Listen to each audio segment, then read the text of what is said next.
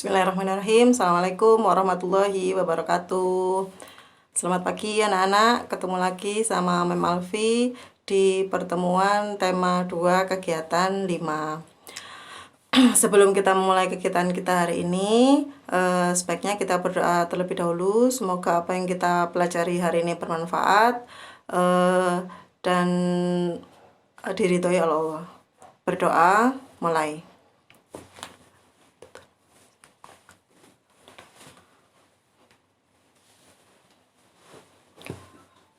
Selesai. Apa kabar semuanya? Semoga semuanya dalam keadaan sehat ya. Selama pandemi COVID ini, harap jaga kesehatan masing-masing, banyak makanan bergizi, tetap di rumah saja ya. Cuci tangan sering-sering, pakai masker, dan lakukan protokol pencegahan penyebaran virus COVID lainnya. Oke, Mem Alfi lanjutkan. Untuk tema klasifikasi benda hari ini melanjutkan pertemuan kegiatan 5 kemarin. Kemarin Anda sudah belajar tentang pengelompokan materi berdasarkan komposisinya.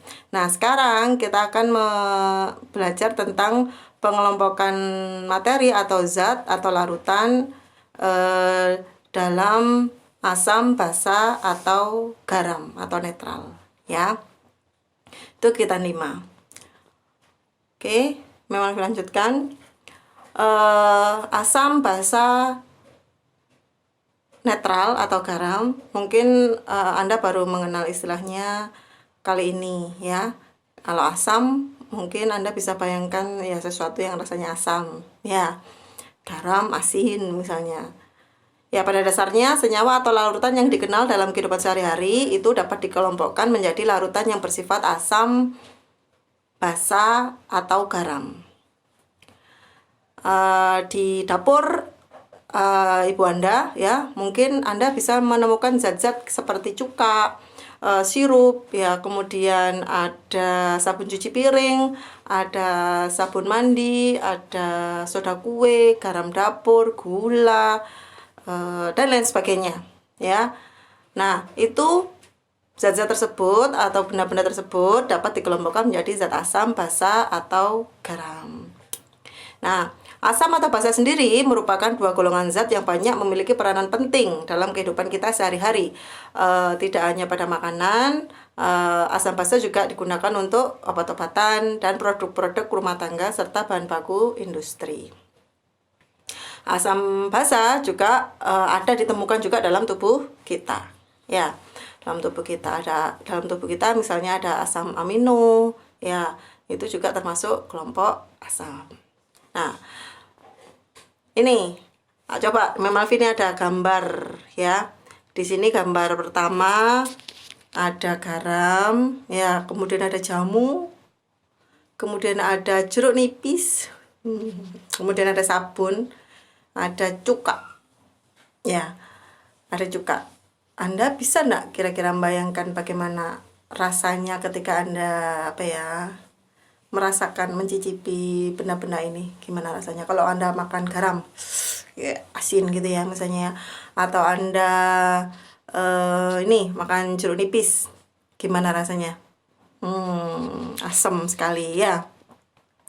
Nah, seperti ini kah ekspresi Anda kalau makan yang pahit misalnya gitu ya, kalau makan yang asam gitu ya misalnya ya. Itu beberapa karakteristik, salah satu ciri untuk mengenali suatu zat itu bersifat asam atau basa. Nah, kita lanjutkan pembahasannya masing-masing ya, tentang sifat-sifat asam, basa, dan garam. Kita mulai dari asam dulu. Asam adalah zat yang ketika larut dalam air, dia menghasilkan ion hidrogen atau H+. Ya, pada umumnya asam ya rasanya masam. Ya. Pada umumnya rasanya masam. Nih.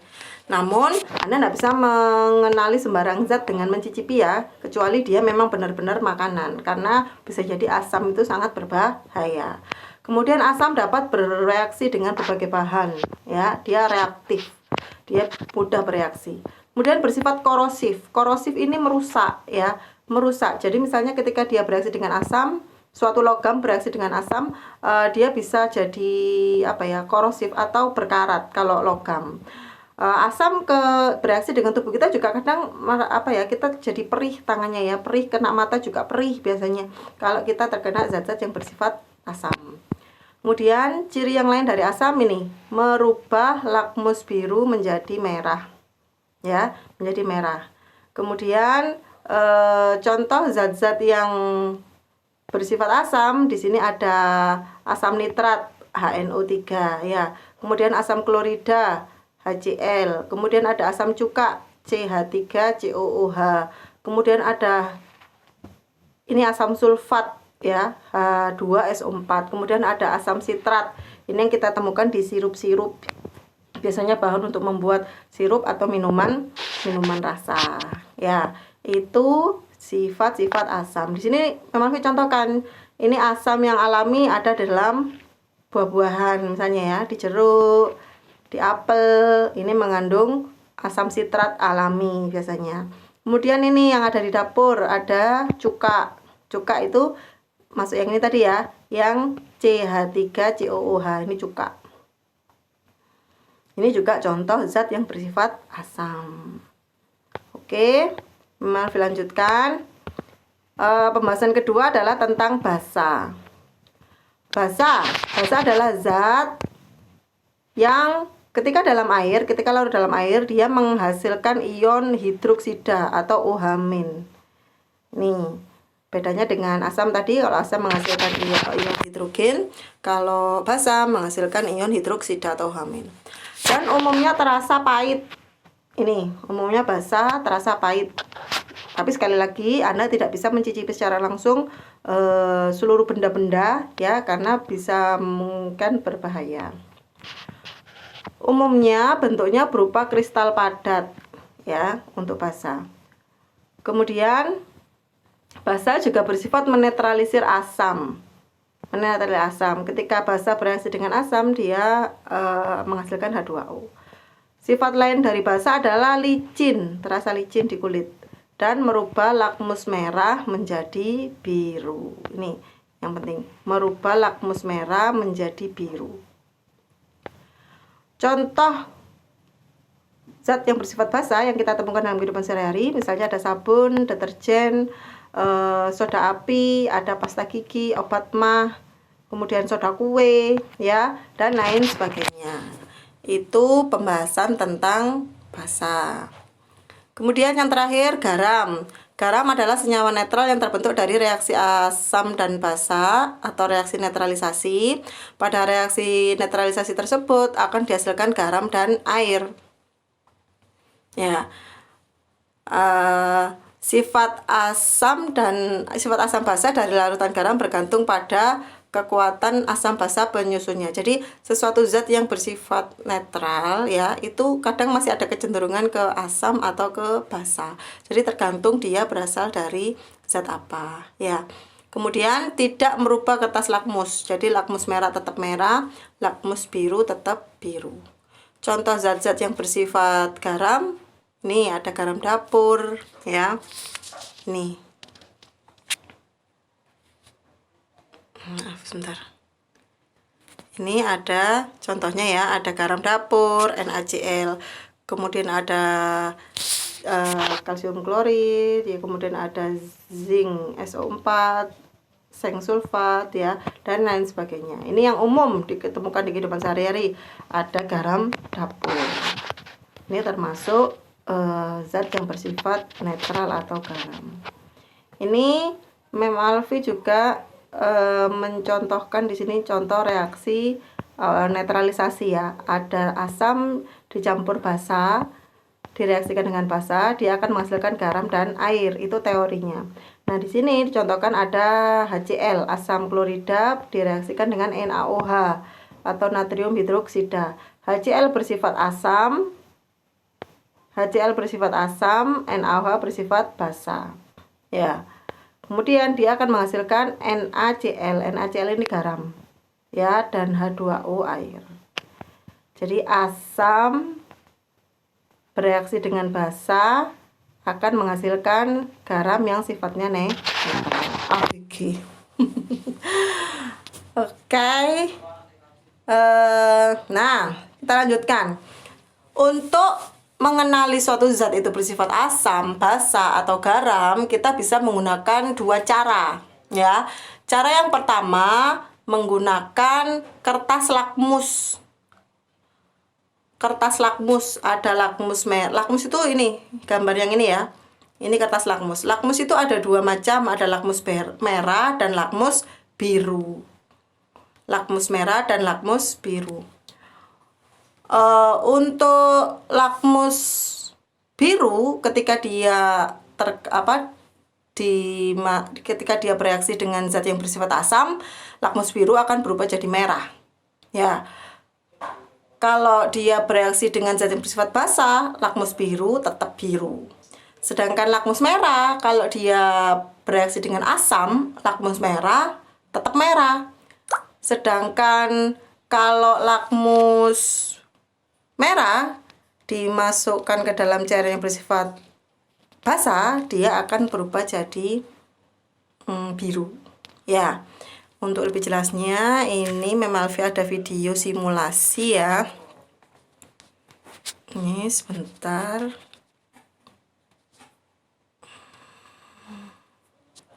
Ini.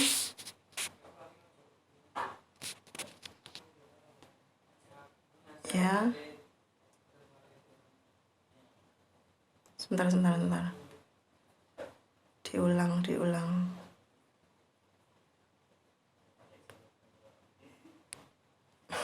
Sabar ya. Loh.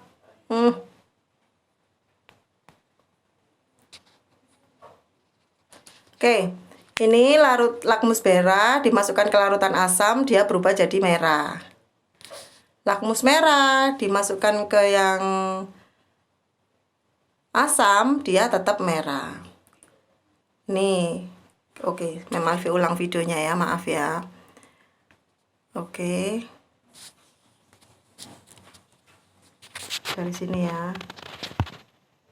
Nih ada lakmus biru. Yang pertama, lakmus biru dimasukkan ke lakmus merah. Ke larutan asam, dia jadi merah.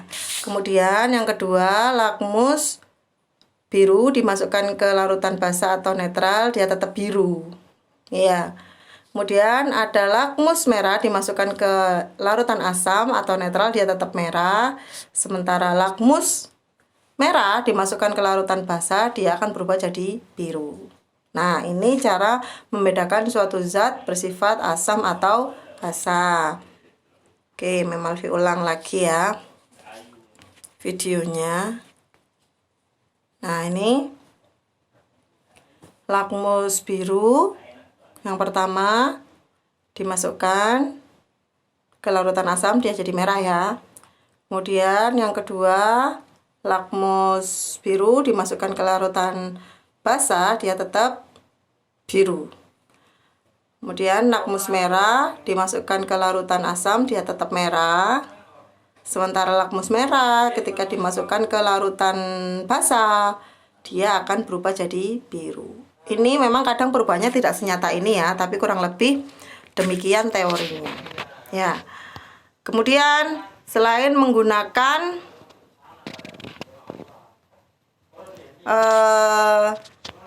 kertas lakmus, kita juga bisa menggunakan indikator alami ya, yaitu kunyit. Ini contoh kunyit, kol ungu, kemudian buah-buahan yang berwarna ungu atau merah, itu bisa gunakan sebagai indikator alami ya. Nah, di kegiatan 5 Anda akan melakukan pengamatan ya, asam, basa, garam atau netral ya. Anda amati zat-zatnya, kemudian nanti Anda tuliskan hasil pengamatan Anda sesuai tabel yang ada di kegiatan 5 yang sudah di-share Memalvi di PDF ya. Di bagian terakhir kan ada tabel pengamatan. Silakan buat tabelnya di jurnal masing-masing. Kemudian diisikan hasil pengamatannya ya. Oke. Ini Memalvi putar videonya ya, video pengamatannya. Maaf sebentar. Oke.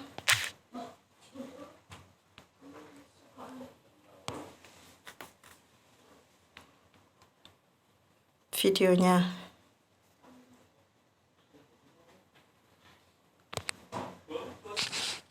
Oh. Sebentar.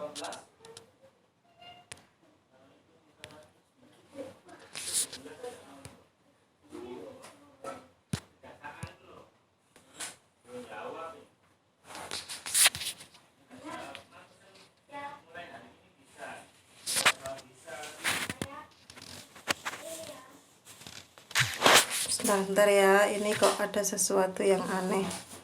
Mem Alfi ulang ya.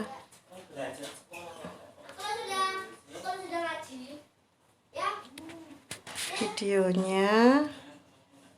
Nah, ini. Ya.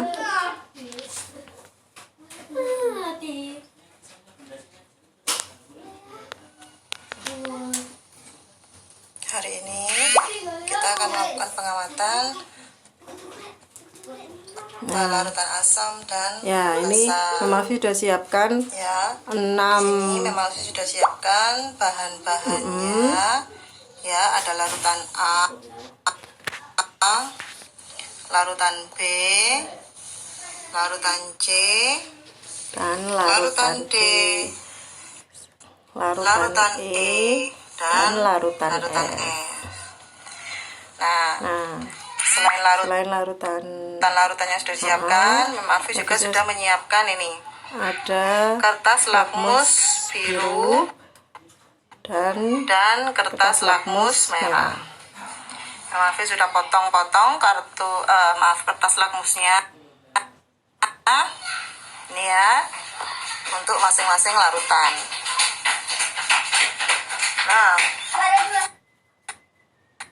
Nah, nanti Memalfi akan masukkan masing-masing ya kertas lakmusnya ke dalam masing-masing larutan. Nanti kalian amati perubahan warnanya. Oke. Nanti Anda catat di tabel masing-masing. Oke, sekarang kita mulai dari larutan A ya. Kita lihat larutan A. Di sini kita uji lakmus merah dulu. Ya, kita masukkan ke dalam larutan A. Bismillahirrahmanirrahim. Amati perubahannya. Kita celup. Oke. Amati perubahannya. Setelah dicelupkan, kita angkat kertasnya. Oh, maaf. Oke, ini ya. Kita letakkan di tempat semula. Nah, ini ya. Jadi kertas lakmus merah setelah dimasukkan warnanya ke larutan A dia berikutnya masih merah ya. Larutan kita ambil kertas lakmus masih biru. merah. Lanjutnya lakmus biru. Kita masukkan ke larutan A ya. Nah, kita lihat. Oke, setelah dicelupkan kita angkat. Oke, kita letakkan di sampingnya. Nah, ini kertas lakmus biru ya, yang tadi dicelupkan ke larutan A. Bukan sulap, bukan sihir. Oke ya. Silakan dicatat tabelnya, datanya nanti sesuai tabel pengamatan. Oke. Nah, Memalfi lanjutkan sekarang untuk pengamatan larutan B. Larutan B, Memalfi ambil lakmus merah dulu ya, sama kayak tadi, lakmus merah dulu. Kita masukkan ke larutan B. Ya. Kita aduk-aduk. Oke. Lakmus merah. Larutan B ya. Dimasukkan larutan B. Ini larutan B. Anda amati. Maaf. Nah, setelah itu kita angkat. Susah guys. Nah, kita letakkan lakmus merah awalnya Samping. berwarna merah, setelah dicelupkan ke dalam larutan B, lakmus merah, merah ya, terlihat masih merah ya. Larutan B, ya, larutan B merah. Ini hasilnya setelah dicelupkan. Kemudian sekarang kita masukkan Yang lakmus biru. lakmus biru ke larutan B. Oke. Kita tunggu beberapa detik. Oke, setelah itu kita angkat dari larutan B ya. Tuh. Kita letakkan. Tadi lakmus ini. biru ya. Larutan B. Nah, ternyata ya, lakmus biru awalnya juga berubah biru jadi merah. Ini ya. warna akhirnya. Oke.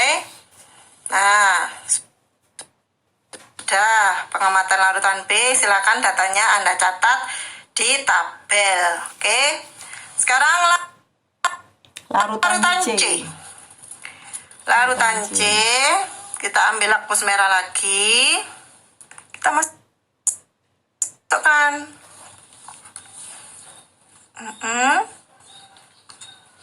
Setelah itu kita letakkan kembali ya. Nih, ini hasil pengamatan larutan C. Lakmus merah tetap merah ya. Kemudian untuk kertas lakmus biru, kita masukkan ya. Lakmus biru.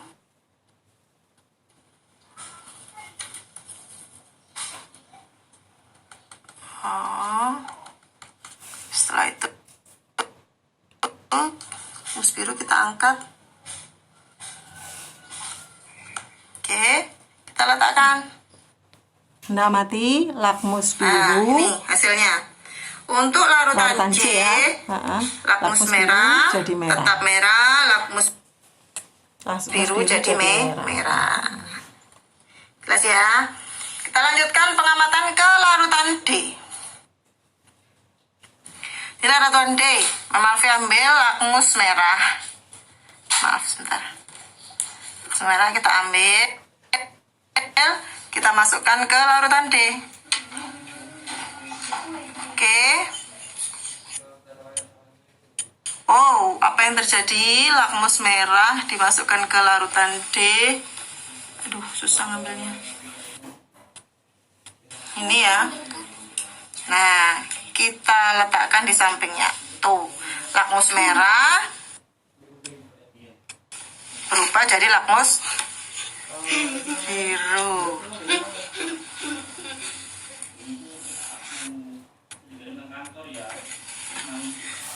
Kemudian lakmus biru kita masukkan ya dalam larutan D.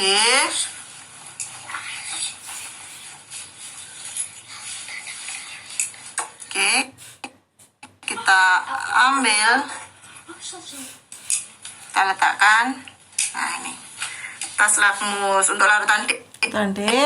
Lakmus merah. Lakmus merah dia berubah jadi biru, lakmus biru tetap biru. Kemudian larutan E. Larutan E kita masukkan lakmus merah ke larutan E. Kita tunggu. Oke. Lakmus merah di larutan E. Merah ya, tetap merah. Kemudian yang lakmus biru kita masukkan ke larutan E.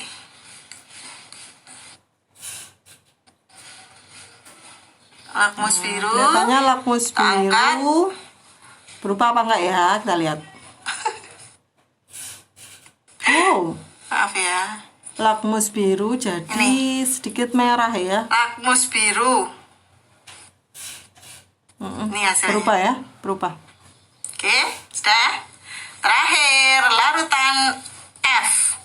Kita masukkan lakmus merah ke larutan F.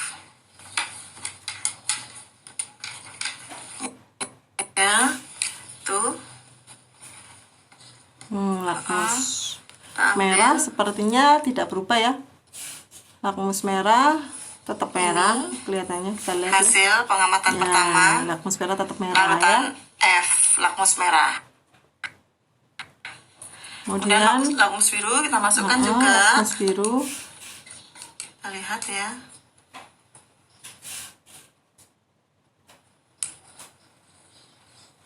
Nah, ini hasilnya.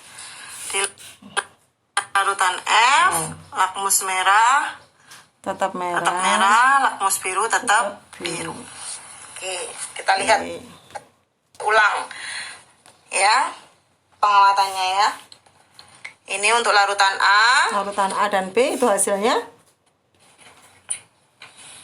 larutan A lakmus merah, ya, tetap merah. dan larutan B. Lakmus biru jadi merah. Larutan B lakmus merah tetap Kemudian merah. larutan Lakmus biru C jadi merah. Larutan C dan lakmus merah larutan tetap merah. Larutan D. C Ya. biru jadi merah. Kemudian larutan E Tuh pengamatannya. dan larutan F.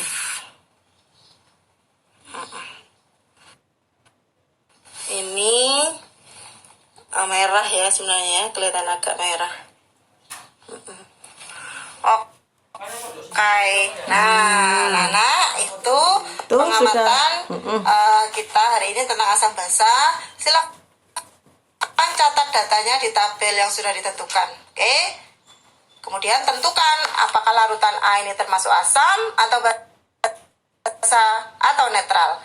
B juga bagaimana, asam, basa atau netral. C, asam, basa atau netral, dan seterusnya sampai larutan yang F. Lalu tentukan larutan mana saja yang termasuk larutan asam, basa, dan netral. Oke, see you again. Assalamualaikum. Nah, itu tadi hasil pengamatannya ya. Anda catat hasil pengamatan ini di tabel Anda masing-masing. Kalau Mem Alfi tadi kasih 5 baris ya, Anda tambahkan karena bahan amatannya ada 6. Larutan A, B, C, D, E, dan F ya. Silakan Anda tambahkan dan catat datanya masing-masing. Warna awal kertas lakmus apa, kemudian berubah jadi apa. Warna awalnya bagaimana, berubah jadi bagaimana.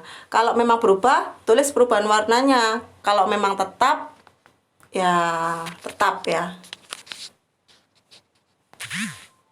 Oke, kalau tetap ya tetap ya. Oke, saya rasa cukup dari Mem Alfi. Untuk selanjutnya Anda kerjakan LK ya. LK 5 seperti ini. Ntar ya, mana yang tadi LK-nya ini. Jadi LK kegiatan 5 ini Anda tulis di jurnal kegiatan 5. Melakukan identifikasi larutan asam basa garam, kemudian jelaskan pengertian asam dan cirinya masing-masing, berikan contoh, kemudian cara menentukan zat menggunakan indikator alami dan buatan dan seterusnya. Kemudian yang video amatan tadi dicatat di sini ya. Anda bikin tabelnya lagi di jurnal di sini. Kemudian ini ditambahkan sampai 6 ya, 6 yang larutan F ya, Anda tambahkan satu lagi. Kemudian sebelum waktu warna lakmus merah sebelum dicelup ya warnanya merah ya. Semuanya ketika sebelum dicelup semuanya warnanya merah. Yang lakmus biru ya sebelum dicelup semuanya warna biru. Nah, setelah dicelup baru dia jadi berubah warna apa? Dicatat sesuai pengamatan. Kemudian tentukan di sini apakah zatnya itu asam, basa atau netral gitu ya. Oke, saya rasa cukup untuk pertemuan kali ini ya. Ini kemudian setelah diisi nanti di foto ya, kemudian dikirim ke email Mem Alfi seperti biasanya di 1k-kebahagiaan@gmail.com ya. Saya rasa cukup dengan sekian. Semoga pertemuan kali ini bermanfaat. Mem Alfi akhiri. Assalamualaikum warahmatullahi wabarakatuh. Dadah.